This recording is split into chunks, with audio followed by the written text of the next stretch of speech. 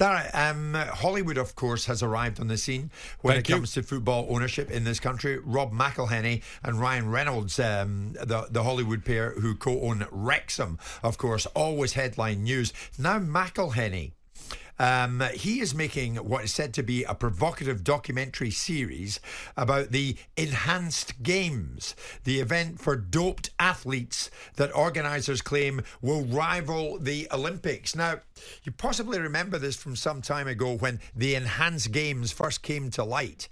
We couldn't believe it, but this was Aaron de Souza, the president of the proposed Enhanced Games. Athletes are doing things openly. And under scientific and clinical supervision. It's not done underground, right? It's not cheating when everyone knows what is happening. Oh, it's cheating, all right, because everybody's doing it. Cheating is allowed, basically. That's the theme, isn't it? No. It can't possibly be cheating. That's exactly what it is. Those are the rules. No, it's like, would you call cheating in a bodybuilding competition? There are natural federations and there are untested enhanced federations. Right, it's an open and level playing field. What the Olympics is today is not a level playing field. Some athletes, people like Lance Armstrong with their own labs and doctors and compounding pharmacies, can get a higher advantage. And it's all done underground and it's deeply unsafe. So that was de Souza that day, Darragh, arguing that, no, it would be a level playing field because they're all allowed to dope. I mean, basically what he said blew our hair back. We couldn't quite believe it. But he was on the level. He said no. This is what the Enhanced Games would mean. And now McElhenney is proposing to make a provocative documentary series about the Enhanced Games.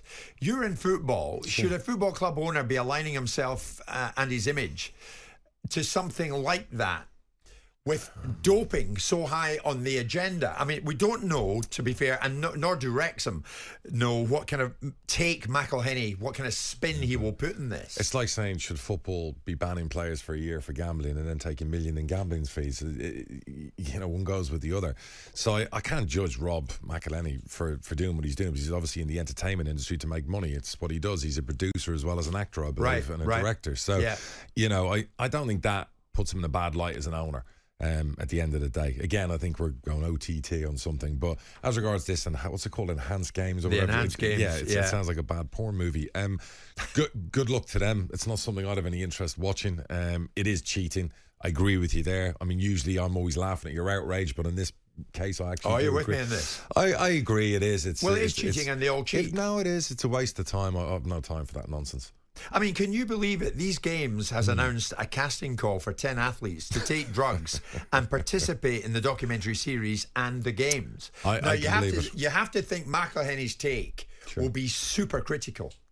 Well, we don't know what his take is, and I guess that's the idea where it's been leaked out there he's doing something. But I think he's involved. If you look at him, I think he's got a production company that does produce different stuff. Right. So who's to say he's actually the person involved? He could be just the boss behind it, and he's got his people doing it. So, again, we don't know what he's doing. I'm giving him the benefit of the doubt. And even if it is about doping and he's involved, does that affect him owning a football club? No, he's not breaking any rules, so good luck to him. He makes a few quid.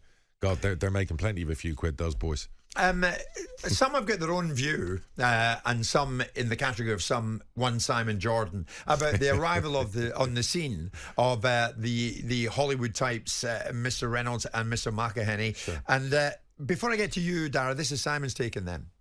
I do not decry the impact and the effect that they're having on their football club. My question is, when it gets expensive, and I mean really expensive, right? Because this time last year we were hearing them say if we didn't get promoted, it was existential. Because that £1 million it would have cost if we didn't get promoted was an existential threat. What? I have no interest in them either which way. I'm just not attributing more to them than is necessary. Of course, the awareness factor would have gone up fivefold, but the championship wouldn't be a secret. It's also not huge amounts of money. What they've done is they've turned an ailing Welsh football club into something that people are talking about. Well done to them.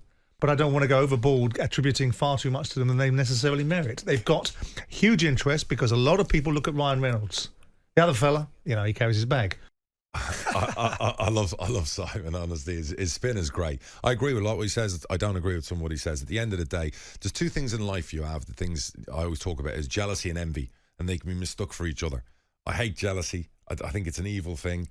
I don't mind being envious of someone else. I don't mind people being envious of me. Envy's healthy. We all want what other people want. I'm envious. Jim, you know, you've got to drive a nice car. I'd love to have that. You know, that kind of thing. And I think people look at them and there's a lot of jealousy. I'm not saying Simon's jealous of them. Fair play to them. They've bought in. They came up with a project. It was McAleny who did it and brought Ryan Reynolds in. They've managed to finance this project by selling documentaries, advertising, doing deals with their wives, skincare companies, drink companies, where they've had to put very little of their own dough in. Anyone who comes in and buys a club and has a couple of promotions, you know, increases and grows their crowds, their commercial. I saw their revenue the other day turn over 15, 20 million quid a year now from turning over 5 million quid when they first went in. Anyone who does that is a successful person at what they're doing. They put some good people in.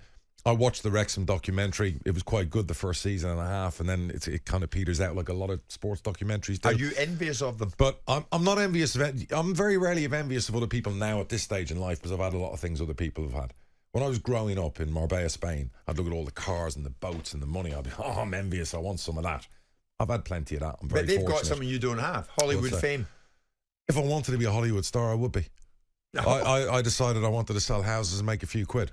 It would take a bit longer being an actor. As I say to my kids, I was actually a good actor in school. Oh, but you could have gone down that road, could you? Jim, I was of that mind when I was 18, 19, 20. I could do anything I want. I could be sitting next to Forrest Gump. Thanks for saying that. It'd be more like James Bond, but anyhow. You know, but the reality is, no, look, the only thing that irritates me about the whole Wrexham thing isn't Wrexham themselves. I have a lot of admiration for their owners, the people behind the scenes. Yeah. It's the media. You open up a newspaper, you look at The Athletic, I talk about them all the time. I read them most days because as an EFL owner I like to, and they cover a lot of EFL stuff. But every day I pull it up and you go to the Championship in League 1 and League 2. Every week in League 2 there's stuff about Wrexham. It's non-stop, it's nauseating. And you almost go, I get why they're doing it because they want an American audience to read it. But at the end of the day, there are 72 of us out there. And, you know, but they've raised the profile. Haven't they? That I agree with Simon. They have raised the profile. I think, like Simon, with they Wrexham. need to calm down with that, whereby we're bigger than Leeds. But they have, we have a bigger undeniably, haven't they? I'm not. I've just said to you. I've just given them. Listen, there you go with all the. Get them a tissue, please. Here's some wet wipes, Jim. For your face. 40% rise in overseas broadcasting. For your lips, Jim. I'm not disputing what you're saying. I've just said they're good for the game. I said to my wife 3 years ago when this all started, they will be in the Championship in 4 years' time, and she was like, never going to happen. And I'm like, trust me, they will be in the Championship. And probably we'll be in League 1 and they'll be in the Championship because they can pay 7, 8, 9 grand a week to players. We can't. Yeah. That's the dynamic of the game. Right. And by the way, I have respect for anyone who comes in and spends very little of their own money, turns a project into a lot more money and worth a lot more money, because if they sold Wrexham tomorrow, they'd make a nice hefty profit. I detect envy and jealousy. No jealousy, no envy, respect. Jim White and Simon Jordan. Monday to Friday mornings from 10 on AM, on DAB, via the talkSPORT app and on your smart speaker. talkSPORT.